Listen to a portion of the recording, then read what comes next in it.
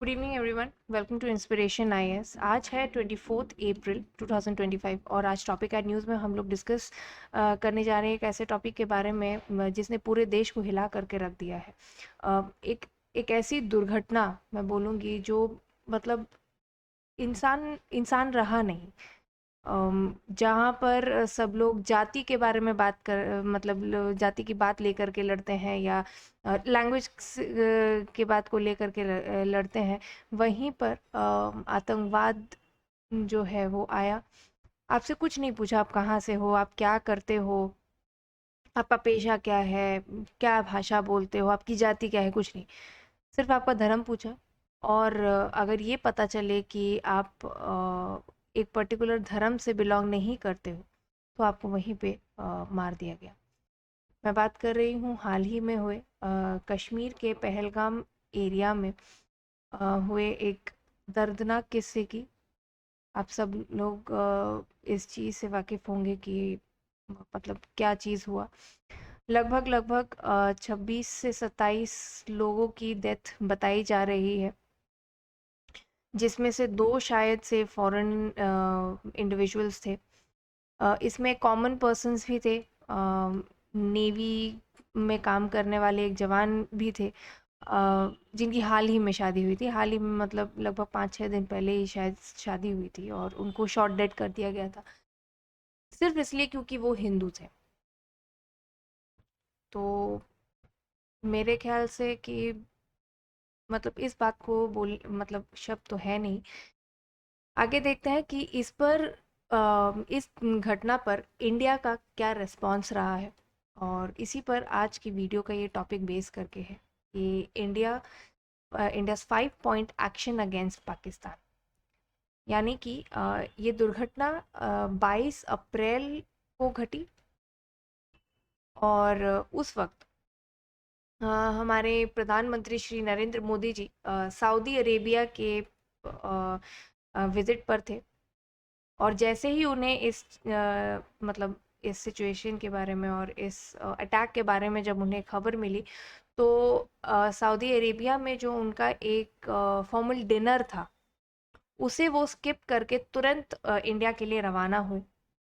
हमारे home minister Amit Shah ji और Ajit Doval sir और जितने भी रिलेटेड हमारे मिनिस्टर्स या फिर जो भी इम्पोर्टेंट पर्सन्स हैं, वो पहलगाम की तरफ गए।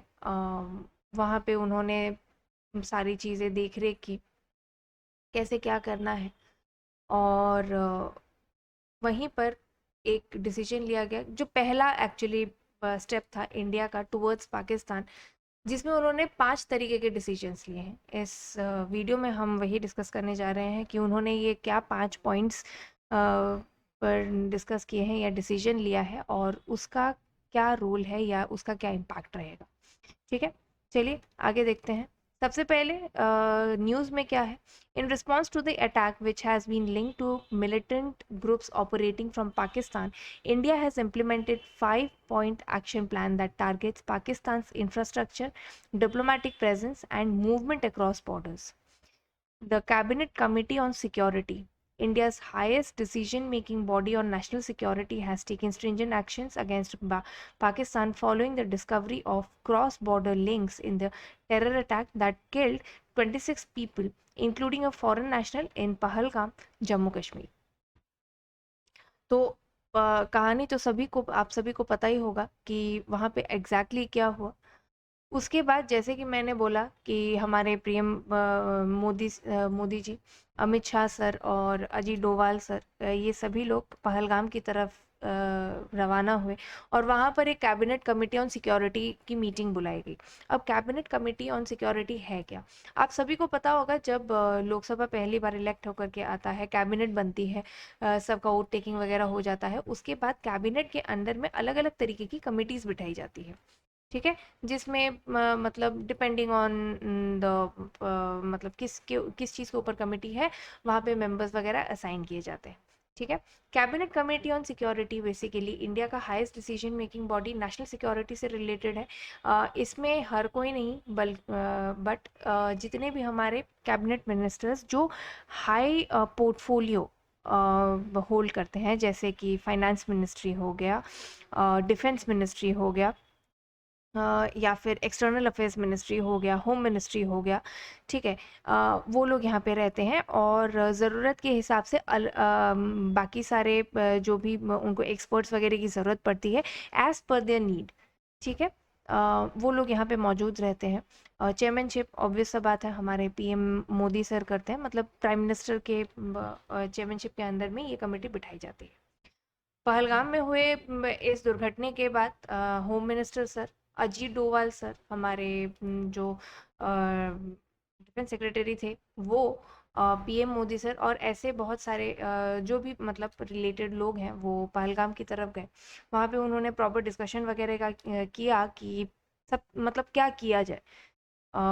जो भी है अभी अंदर में, जो भी उन लोगों की बातचीत चल रही है या जो भी करना है, जैसे कि आज ऑल पार्टी मीटिंग बुलाई गई कश्मीर में, जहाँ पे अलग अलग जो पार्टीज़ हैं मौजूद, उन सभी के लीडर्स और रिप्रेजेंटेटिव्स आएंगे और वो लोग आपस में मिल करके डिस्कशन करेंगे कि क्या करना है, कैसे करना है, या जो भी सारी चीज़ें हैं। कांग्रेस ने अपनी खुद की एक मीटिंग बुलाई है। रिसेंटली राहुल गांधी यूएस के दौरे पर थे और जैसे ही उन्हें ये खबर मिली वो तुरंत इंडिया के लिए रवाना हुए और कांग्रेस ने अपनी खुद की एक मीटिंग बुलाई है। अगर देखा जाए तो बहुत लोग ऐसा भी है कि ये बोल रहे हैं कि ये गवर्नमेंट का फेलियर है, ये है, बहुत सारे लोग गवर्नमेंट को क्रिटिसाइज कर रहे हैं, बट ऐसे मौके पर मैं पर्सनली इतना बोलना चाहूँगी कि ये टाइम नहीं है कि कोई भी आप अपना पॉलिटिकल आइडियोलॉजी या किसी को भी क्रिटिसाइज करने का ये वक्त नहीं है। क्योंकि बोला जाए तो एक तरीके का क्राइसिस सिचुएशन हमारे देश पर आ चुका है और इसमें अगर ज़रूरत है तो साथ में आने की, जहाँ पे ज़रूरत हो वहाँ पे गवर्नमेंट को सपोर्ट करने की, जैसे भी हो, ठीक है। तो ये मेरी खुद की एक सोच है कि हमें क्रिटिसाइज करना छोड़ करके एटलीस्ट सपोर्ट करना चाहिए। जैसे कि ऑल पार्टी मीटिंग बुलाई गई है और मुझे पूर्ण विश्वास है कि हर एक पार्टी का जो रिप्रेजेंटेटिव है वो ज़रूर अटेंड करेगा और यहाँ पर एक पॉजिटिव डेवलपमेंट हमें देखने को मिलेगा। खैर वो तो खैर बात की बात है कि गवर्नमेंट क्या करेगी, ऑल पार्टी मीटिंग में क्या डिस्कशंस वो लोग करते हैं, क्या डिसीजंस लेते हैं, वो तो खैर बाद में पता चलेगा। अभी देखते हैं कि ये जो 5 एक्शंस के बारे में मैंने थोड़ी देर पहले बताया वो क्या है और इंडिया ने कौन-कौन से स्टेप्स लिए हैं, ठीक है। सबसे पहला, suspension of Indus water treaty. India has decided to suspend the Indus Waters Treaty with Pakistan, which governs the sharing of river waters between the two countries. The suspension will remain in effect until Pakistan ceases its support for cross-border terrorism. तो ध्यान रखिए कि जो Indus water treaty जो है ये India और पाकिस्तान के बीच में 1960 में ये ट्रीटी साइन की गई थी और तब से लेकर आज तक ये वर्किंग में है। बेसिकली जैसे कि आप देख सकते हैं ये आपका मेन इंडस रिवर और इसके 5 जो ट्रिब्यूटरीज है, झेलम, चेनाब, बेयास, सतलज और रावी, इन सबका मतलब यूजेज के ऊपर कौन कितना कैसे यूज़ करने वाला है इसके ऊपर एक ट्रीटी बनी हुई थी जिसको इंडिया सब लोग फॉलो भी करते थे। इसको अभी इंडिया ने सस्पेंड कर दिया है। तो सबसे पहले देखते बट हाँ, ये भी बोला है कि ये तब तक रहेगा, ये इसका इफेक्ट तब तक रहेगा जब तक पाकिस्तान क्रॉस बॉर्डर टेररिज्म को सपोर्ट करना बंद नहीं कर देता। तो आम भाषा में मतलब आसान भाषा में अगर मैं बोलूँ तो इसको मतलब अनलिमिटेड टाइम तक पीरियड तक का दे दिया गया है, क्योंकि हमको पता नहीं है कि ये क्रॉस बॉर्डर टेररिज्म का सपोर्ट कब वो लोग करना छोड़ेंगे, ठीक है। तो खैर सबसे पहले देखते हैं कि ये ट्रीटी है क्या। इंडस वाटर ट्रीटी अगर बात करें तो 1960 में ये इंडिया और पाकिस्तान के बीच में साइन की गई थी और मीडिएट किसने किया था, इट वाज वर्ल्ड बैंक, ठीक है। जो मीडिएटर था वो वर्ल्ड बैंक था और इंडिया और पाकिस्तान ने 1960 में इस ट्रीटी को साइन किया था।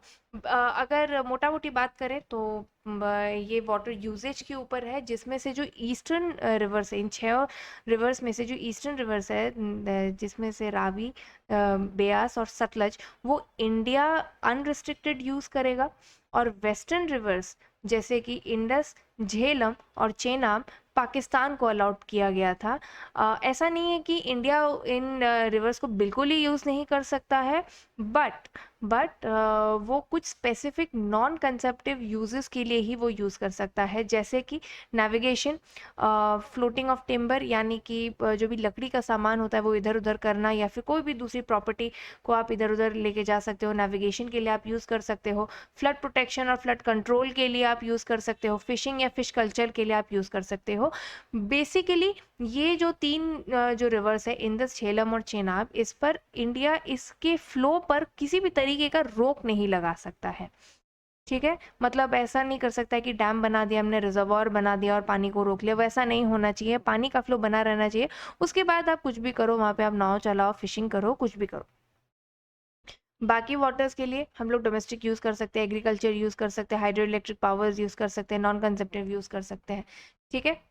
अगर देखा जाए तो इस ट्रीटी के साइन होने के बाद इंडिया को पूरे जो इंडस वाटर का जो पूरा का पूरा हमारा ये है सिस्टम है, उसमें से इंडिया को लगभग लगभग सिर्फ 30% वाटर ही मतलब मिलता है, बाकी मतलब यूसेज मिलता है। बाकी का 70% पाकिस्तान को चला जाता है। इसका रीज़न ये है, मतलब अभी आप बोलोगे ये अनइवन डिस्ट्रीब्यूशन क्यों, बट इसका रीज़न अगर ये है तो हम लोग देखें कि पाकिस्तान में इंडस रिवर सिस्टम एक मेजर सोर्स है, मेजर रिवर सिस्टम का सोर्स है।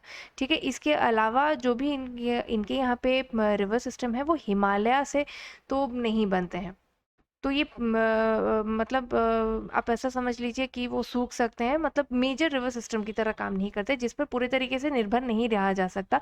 इंडस एक लौता ऐसा रिवर सिस्टम है पाकिस्तान के लिए। बट इंडिया में आपको पता ही है कि 3 मेजर हिमालयन रिवर सिस्टम है, जैसे कि इंडस है, गंगा है, ब्रह्मपुत्र है। गंगा और ब्रह्मपुत्र तो पूरे तरीके से इंडिया में है, इंडस को हमें पाकिस्तान के साथ शेयर करना पड़ता है। तो ऐसे में क्योंकि इंडिया के पास दूसरे रिवर सिस्टम्स हैं, और अगर आप साउथ की तरफ चले जाएं, हमारे डेक्कन रीजन की तरफ चले जाएं, पेनिनसुलर रीजन में, तो पेनिनसुलर रिवर्स वगैरह है, तो इंडिया के पास प्लेंटी अमाउंट ऑफ रिवर है जो हम यूज़ कर सकते हैं अलग अलग चीज़ों के लिए। इसीलिए इंडिया ने इस ट्रीटी के अंदर में इस चीज़ के लिए अग्री किया कि लगभग लगभग 30% पानी का शेयर इंडिया रखेगा, और बाकी जो 70% बचता है वो ये पाकिस्तान को दे देगा। ठीक है। बट अभी हमने जैसे कि देखा कि इंडिया ने इसे सस्पेंड कर दिया है, बट इसके सस्पेंशन से ऐसा क्या होगा? ठीक है, मतलब ऐसा क्या है जो इसको सस्पेंड कर देने से इंडिया को फ़ायदा मिलेगा? ठीक है, तो वो ये है कि अगर हम लोग सही से देखें, ध्यान से देखें, तो ऑलमोस्ट 60% और sorry almost 40% of the economy जो है, जीडीपी जो है पाकिस्तान का, वो इंडस वाटर पे डिपेंड करता है। वाटर बेसिक नेसेसिटी है, मतलब ऑलमोस्ट हर एक चीज़ में यूज़ होता है। एग्रीकल्चर हो गया या बाकी सारी चीज़ें, और पाकिस्तान की जीडीपी में ये रिवर सिस्टम बहुत ही मेजर रोल प्ले करता है।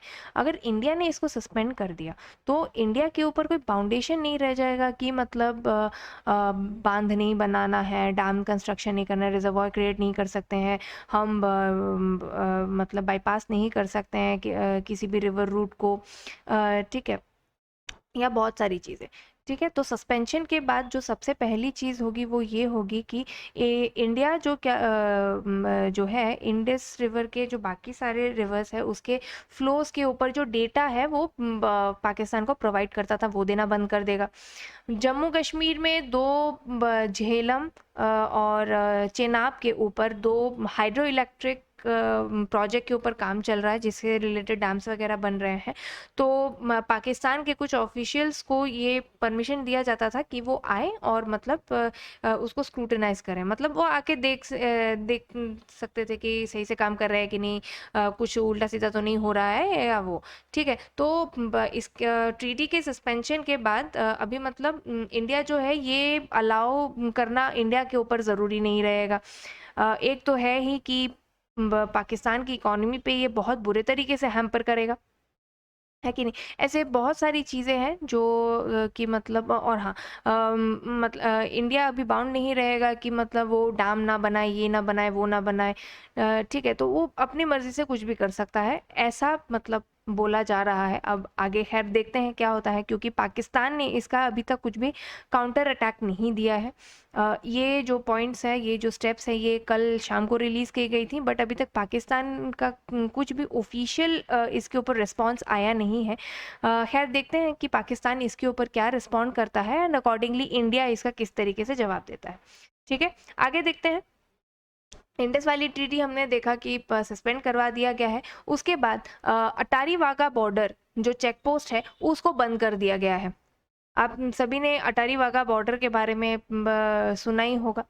ठीक है, वहाँ पे हर शाम को जो जब गेट बंद होती हैं और दोनों जगह के फ्लैग्स जब उतारे जाते हैं, उस टाइम का जो प्रोग्राम है वो बहुत ही ज़्यादा फेमस है। सब लोग और बहुत लोग उसमें जाने की इच्छा रखते हैं। तो वो जो बॉर्डर चेक पोस्ट है जहाँ पे सिर्फ मतलब ये सिर्फ एक ऐसा वो नहीं था कि फ्लैग्स उतारे जाते हैं या वैसा कुछ प्रोग्राम होता है, बल्कि वो एक पैसेज था ट्रांसपोर्टेशन का, जहाँ पे लोग आना जाना करते थे इंडिया और पाकिस्तान के बीच में।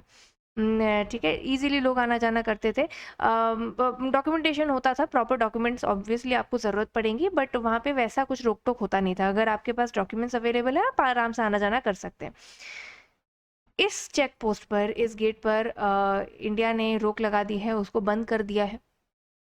जितने लोग मतलब ऐसा कर दिया है कि लोगों का मूवमेंट या फिर जो सामान का मूवमेंट होता था इधर उधर का, उसको भी बंद कर दिया। ना इधर से कोई जा सकता है, ना उधर से कोई आ सकता है, ऐसा कर दिया है। और जो लोग पहले से अंदर आ चुके हैं, इंडिया के अंदर आ चुके हैं, प्रोवाइडेड उनके पास वैलिड डॉक्यूमेंट्स हैं, उनको 1 मई तक का टाइम दिया गया है कि आप 1 मई या उसके पहले अपने देश लौट जाइए। ठीक है, the closure of this major land transit point is aimed at restricting further cross border movement and sending a strong message to Pakistan. ठीक है, नेक्स्ट जो स्टेप लिया गया है वो ये है कि cancellation of SAARC visa exemption scheme for Pakistan nationals. ठीक है, सार्क एक इंटरनेशनल ऑर्गेनाइजेशन के बारे में आपने सुना ही होगा, जो साउथ एशियन कंट्रीज़ का था। बेसिकली इस स्कीम के अंदर में अलग अलग तरीके के वीज़ा एग्जेम्पशन के ऊपर प्रोविजंस दिए गए हैं और उसमें पाकिस्तान नेशनल्स भी इन्वॉल्व थे। ठीक है, इंडिया ने इसके अंदर में जितनों को भी वीज़ा प्रोवाइड किया गया है उन सबको कैंसिल कर दिया है। और इस स्कीम के अंडर में अगर कोई पाकिस्तानी नेशनल है जो इंडिया में करेंटली है, उनको 48 घंटे का टाइम लिमिट दिया गया है कि आप 48 घंटे के अंदर अंदर हमारा देश यानी कि भारत छोड़ करके अपने देश लौट जाए। ठीक है, तो थोड़ा सा देख लेते हैं कि सार्क वीज़ा एग्जेम्पशन स्कीम क्या है। It is a regional travel facilitation mechanism allowing select individuals from SAARC nations to travel visa-free across member countries using SAARC visa exemption sticker. ठीक है, ये 1988 में इस्लामाबाद में प्रपोज किया गया था और फॉर्मली इसका लॉन्चिंग हुआ था 1992 में।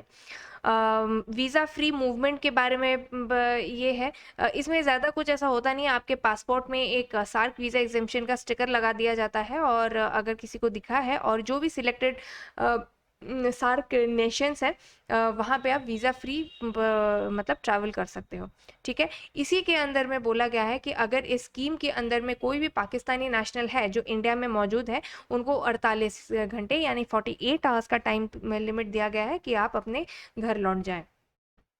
ठीक है, अगर स्कीम के ऑब्जेक्टिव की मैं बात करूं तो it was to foster people to people contact and regional cooperation and diplomatic ease. ठीक है, people to people contact, regional cooperation and diplomatic ease. ठीक है, among 8 SAARC countries that is India, Pakistan, Bangladesh, Bhutan, Nepal, Sri Lanka, Maldives and Afghanistan. ठीक है, तो ये कुछ सार्क कंट्रीज थे और उनके ऊपर ये लागू होता है। थोड़ी और अगर फीचर्स अगर हम लोग देख ले, जैसे एलिजिबल कैटेगरीज है, covers 24 specific categories such as dignitaries, जजेस, MP, senior officials, journalist, post person, business leaders etcetera. ठीक है, मतलब ये हर किसी को ये स्कीम के अंदर में वीज़ा नहीं दिया जाता था। हाई डिग्निटरीज हो गए, जजेस हो गए, एमपीज हो गए, कोई भी सीनियर ऑफिशियल हो गया, जर्नलिस्ट हो गए, एक्सेट्रा, इन सबको ये प्रोवाइड किया जाता था, हर किसी को नहीं दिया जाता था। जैसे कि मैंने बोला कि जो होम कंट्री है वो एक स्टिकर प्रोवाइड करता है फॉर वीज़ा फ्री, और मल्टीपल मल्टीपल एंट्रीज मिलती हैं। ठीक है, उस टाइम पीरियड में जो भी आपको लिमिट दिया गया है उसके अंदर में आपको मल्टीपल एंट्रीज मिलेगी, वीज़ा फ्री एंट्री मिलेगी आपको, अलग से मतलब इंडिया का या जो भी सार्क नेशन का वीज़ा है वो लगवाने की ज़रूरत नहीं है। ठीक है, वैलिडिटी और ड्यूरेशन की अगर मैं बात करूं तो ये 1 साल तक वैलिड होता है from the date of issue, उसके बाद आपको इसको रिन्यू करना पड़ता है। ठीक है, पर्पस ऑफ ट्रैवल की अगर मैं बात करूं तो परमिटेड, अगर मैं ट्रैवल की बात करूं तो official duties, business, cultural exchange, journalism, regional cooperation, events के लिए ही आप कर सकते हैं। टूरिज्म और कैजुअल ट्रैवल इसमें इंक्लूडेड नहीं है। ठीक है, इन शॉर्ट आप किसी ऑफिशियल टूर पर हो किसी भी तरीके का, चाहे वो गवर्नमेंट हो या बिजनेस रिलेटेड हो, तभी आपको ये वीज़ा मतलब ये स्कीम के अंडर में आप रहोगे, एल्स नहीं रहोगे। ठीक है, आगे देखते हैं इंडिया स्पेसिफिक क्या क्या प्रोविजंस है। सबसे पहला, नेपाल और भूटान के जो सिटीजन्स हैं वो इंडिया में मतलब वीज़ा फ्री एंटर कर सकते हैं, कुछ किसी भी तरीके का वीज़ा ज़रूरत नहीं पड़ता है नेपाल और भूटान के लोगों को। हम लोग भी नेपाल इसी तरीके से जा सकते हैं, आप सभी को पता होगा। Next, Pakistani nationals were earlier eligible under restricted categories and city specific conditions. 10 to 15 designated cities थे जिसके अंडर में मतलब रेस्ट्रिक्टेड कैटेगरीज में सिटी स्पेसिफिक कंडीशंस में मतलब जो है उनको परमिशन दिया जाता था। 2015 के बाद special provision existed for verified Pakistani business persons for up to 3 years। पहले किसी को भी इस कैटेगरी के अंडर में मिल सकता था, बट अभी सिर्फ पाकिस्तानी बिजनेस पर्सन्स को ही मिलता है, वो भी 3 साल के लिए। ठीक है, सिक्योरिटी ओवरसाइट की अगर मैं बात करूं, नेक्स्ट है सिक्योरिटी ओवरसाइट। तो SAARC nations reserve the right to deny entry on national security grounds.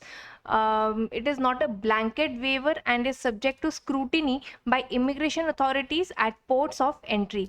देखिए, सिक्योरिटी की अगर मैं बात करूँ, ये जो एग्जेम्पशन स्कीम है, ऐसा नहीं है कि किसी भी नेशन के पास ये राइट नहीं है कि आप किसी की एंट्री डिनाई कर सकते हो। अगर किसी भी नेशन को लग रहा है, भले ही उनके पास प्रॉपर डॉक्यूमेंट्स वगैरह अवेलेबल है, फिर भी अगर किसी नेशन को लग रहा है कि ये हमारे नेशनल सिक्योरिटी को हैम्पर कर सकता है, तो वो किसी भी पर्टिकुलर इंसान या किसी ग्रुप ऑफ पर्सन्स या जो भी एंट्री करने की कोशिश कर रहे हैं उनको मतलब जो एंट्री है वो डिनाई कर सकते हैं। जो वेवर है, मतलब जो ये एग्जेम्पशन है, ये कोई ब्लैंकेट एग्जेम्पशन नहीं है। ऐसा नहीं है कि आपको स्क्रूटिनाइज बिल्कुल नहीं किया जाएगा, आपको एक वीज़ा फ्री एंट्री ज़रूर मिल रही है, बट ऐसा नहीं है कि इमिग्रेशन अथॉरिटी आपको स्क्रूटिनाइज नहीं करेगी। जो भी रिलेटेड डॉक्यूमेंट्स है वो आपको ले करके ही जाना है, क्योंकि उसको प्रॉपर स्क्रूटिनाइज किया जाएगा। अथॉरिटी अगर सेटिस्फाइड है तो ही आपको एंट्री मिलेगी, एल्स आपको एंट्री नहीं मिलेगी। ठीक है, नेक्स्ट, सस्पेंशन क्लॉज, जिसका यूज़ इंडिया ने किया है। ठीक है, क्या बोलता है ये, the scheme is based on bilateral and multilateral trust, not a binding international treaty. ध्यान रखिएगा कि ये जो ट्रीटी है या ये जो स्कीम है, ये जो वीज़ा एग्जेम्पशन स्कीम है, ये कोई बाइंडिंग इंटरनेशनल ट्रीटी नहीं है, ये नॉन बाइंडिंग है। ठीक है, मेंबर कंट्रीज में सस्पेंड और revoke access unilaterally in the interest of national security और पब्लिक ऑर्डर। यूनिलेटरली मतलब नॉर्मली क्या होता है, अगर आप किसी भी 2 कंट्री या ग्रुप ऑफ कंट्रीज के बीच में किसी भी तरीके का अगर ट्रीटी साइन किया जाता है, तो उसको सस्पेंड करने के लिए या रिवोक करने के लिए दोनों पार्टीज या जितनी भी पार्टीज उसमें इन्वॉल्व है, दोनों की सहमति होना ज़रूरी है, या जो भी स्टेप ले रहे हो उसकी उन लोगों की सहमति होना बहुत ज़्यादा ज़रूरी है।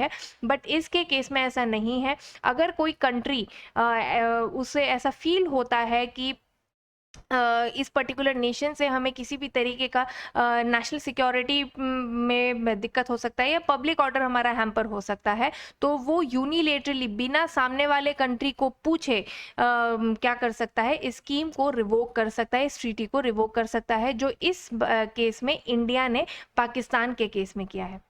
ठीक है। पाकिस्तान के नेशनल्स को जो ये वीज़ा एग्जेम्पशन स्कीम के अंडर में जो उनको वीज़ास प्रोवाइडेड थी, उसको इंडिया ने कैंसिल कर दिया है, रिवोक कर दिया है।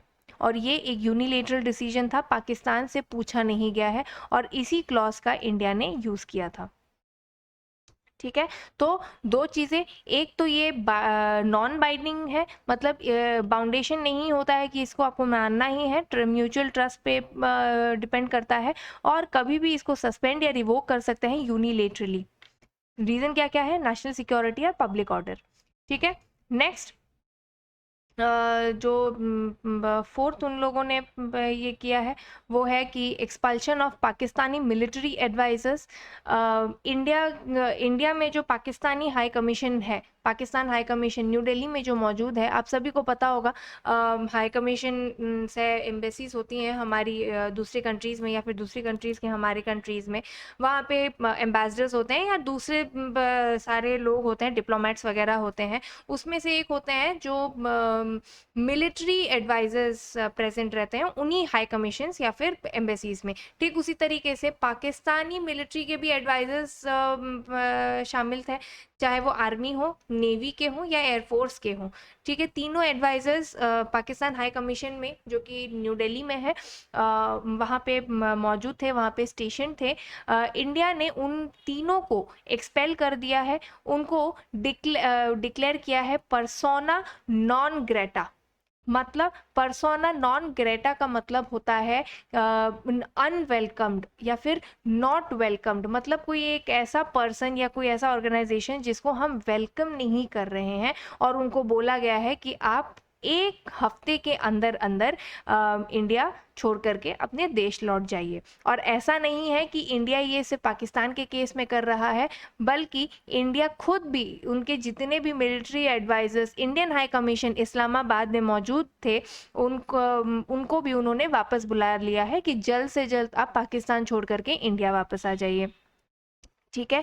This reciprocal move is part of a broader reduction of diplomatic engagement between the two nations. सबसे पहले इंडस वैली ट्रीटी को सस्पेंड किया। ठीक है। दूसरा, अटारी वाघा बॉर्डर को बंद करवाया। तीसरा, सार्क वीज़ा एग्जेम्पशन स्कीम के अंडर में जो वीज़ास प्रोवाइडेड थे उनको उन्होंने सस्पेंड करवा दिया। ठीक है। नेक्स्ट, जो था कि मिलिट्री एडवाइजर्स जो थे दोनों कंट्रीज़ में, उनको पाकिस्तान के जो एडवाइजर्स थे उनको वापस पाकिस्तान लौट जाने के लिए बोला गया, 1 हफ्ते का टाइम लिमिट दिया गया। और जो इंडिया के जो एडवाइजर्स इस्लामाबाद में मौजूद थे उन लोगों को वापस बुला दिया गया, यानी कि डिप्लोमेटिक एंगेजमेंट रिड्यूस कर दिया गया। एक और डिप्लोमेटिक स्टेप जो उन्होंने लिया, जो पांचवा और आखिरी डिप्लोमेटिक स्टेप था, और वो ये था कि रिडक्शन ऑफ डिप्लोमेटिक पर्सोनल। मतलब कि उन्हीं एम्बेसीज या हाई कमीशंस में, आप सभी को पता होगा, एम्बेसडर के अलावा भी बहुत सारे डिप्लोमेट्स होते हैं। इंडिया के इस्लामाबाद में कुल 55 डिप्लोमेट्स इस टाइम स्टेशनड है। ठीक है। उसको घटा करके 30 कर दिया गया, और बोला कि 1 मई 2025 तक जो बचे हुए 25 लोग हैं, वो इंडिया वापस आ जाएंगे। यानी कि फर्दर जो है बायलेटरल इंटरैक्शंस का जो स्कोप है उसको भी इंडिया ने रिड्यूस कर दिया। ठीक है। तो ये 5 ऐसे स्टेप्स थे जो इंडिया ने पहलगाम अटैक के बाद पाकिस्तान पर लगाए हैं। मसला यहीं पर ख़त्म नहीं होगा, ये सभी को पता है। जो चीज़ हुई है वो ह्यूमैनिटी के बहुत ही ज़्यादा अगेंस्ट में है, ये बहुत ही इनह्यूमन चीज़ हुआ है, जो इंसानी तो बिल्कुल भी नहीं था, इंसानियत के नाते भी नहीं छोड़ा गया। मुझे याद है, मैंने एक स्टोरी पढ़ा, पता नहीं कौन से कपल का था, शायद वो कर्नाटका से शायद बिलोंग करते थे, एग्जैक्टली मुझे उनका नाम भी याद नहीं है, बट ऐसा था कि हस्बैंड को वैसे ही उनका रिलीजन पूछा और उनको वहीं पे शॉट डेड कर दिया गया। उनकी वाइफ और उनका शायद एक बेटा शायद था, उनके सामने वो किया गया, उनको शॉट डेड कर दिया गया। और उनकी वाइफ और जो उनका बेटा था, उनका जो बच्चा था, उन दोनों ने भी बोला कि आप हमें भी मार डालिए, हमें भी गोली मार दीजिए। तो जो मिलिटेंट थे उन्होंने इन दोनों से कहा कि नहीं, तुम दोनों को ज़िंदा रहना और जाके अपने मोदी से बोल दीजिए, या ऐसे टाइप का शायद कोई स्टेटमेंट आया था। इन शॉर्ट उनको तड़पने के लिए छोड़ दिया। ये मतलब बहुत ही ज़्यादा हीनियस क्राइम है। इंडिया ज़रूरत से कुछ ना कुछ स्टेप ज़रूर लेगा। बहुत सारे लोग इसको कंडेम कर रहे हैं, यहाँ तक कि चाइना ने भी अपना सपोर्ट इंडिया को दिखाया है। रशिया, यूएस, सऊदी अरेबिया जैसे बड़े बड़े कंट्रीज़ भी इंडिया के साथ हैं। तो जिसने भी ये कंडक्ट किया है वो ये तो ना सोचे कि इंडिया अकेला है। इंडिया अकेला नहीं है। इंडिया का इंटरनेशनल सपोर्ट भी आजकल बहुत ज़्यादा स्ट्रॉन्ग है। इंडिया डिप्लोमेटिकली बहुत ज़्यादा स्ट्रॉन्ग है। इंडिया सॉफ्ट पावर के लिए ज़रूर जाना जाता है, लेकिन ऐसा बिल्कुल भी नहीं है कि कोई इस तरीके से आकर के हमारे लोगों को मार करके चला जाएगा और इंडिया कुछ बोलेगा नहीं। इंडिया ज़रूर से कुछ करेगा, और मुझे पूरा यकीन है कि गवर्नमेंट और हमारी जो मिलिट्री है वो इस पर ज़रूर काम कर रही होगी। हमारे जितने भी सिक्योरिटी एक्सपर्ट्स हैं, अजीत डोभाल सर हो गए या जो भी हमारे जितने भी एक्सपर्ट्स हैं, वो लोग इस पर ज़रूर कुछ ना कुछ स्टेप लेने के बारे में सोच रहे होंगे। आज ऑल पार्टी मीटिंग भी बुलाई गई है। अब देखते हैं कि क्या होता है, उसमें क्या डिसीजन निकल करके आता है, इंडिया कैसा क्या स्टेप लेती है आगे। अगर पाकिस्तान की मैं बात करूँ तो जाहिर सा बात है कि पाकिस्तान ने इन सारे चीज़ों को डिनाई ही किया है हर बार की तरह, कि उनका इसमें कुछ रोल नहीं है। खैर देखते हैं, उस पर तो कुछ बोलना गलत होगा, क्योंकि पाकिस्तान अपना से तो ज़रूर रखेगा इसमें। बाकी अगर मैं इंडिया की बात करूं तो इंडिया ज़रूर इस पर रिटेलिएशन तो ज़रूर करेगा। इंडिया का फर्स्ट अटैक पॉलिसी तो बिल्कुल भी नहीं है, लेकिन एक बात तो है कि अगर इंडिया पर किसी ने वार किया तो ज़रूरत से इंडिया उसका जवाब ज़रूर देगी। अगर हम लोग पिछले कुछ ऐसे इंस्टेंसेस के बारे में देखें, जैसे पठानकोट हो गया, या फिर आप ये देखिए हमारा पुलवामा अटैक हो गया, तो इंडिया ने छोड़ा तो नहीं है। चाहे वो उरी सर्जिकल स्ट्राइक हो या फिर बालाकोट एयर स्ट्राइक हो, इंडिया ने ईंट का जवाब पत्थर से दिया है, और इस बार भी कुछ ना कुछ इंडिया ज़रूर करेगा। खैर देखते हैं कि हमारे एक्सपर्ट्स क्या करते हैं। जो भी होगा, हम सब लोग गवर्नमेंट के साथ हैं। इसी के साथ आज का ये वीडियो एंड करते हैं। जिन लोगों ने वहाँ पर पहलगाम में अपनी जान गंवाई है, मैं शहीद बोलूँगी उन लोगों को।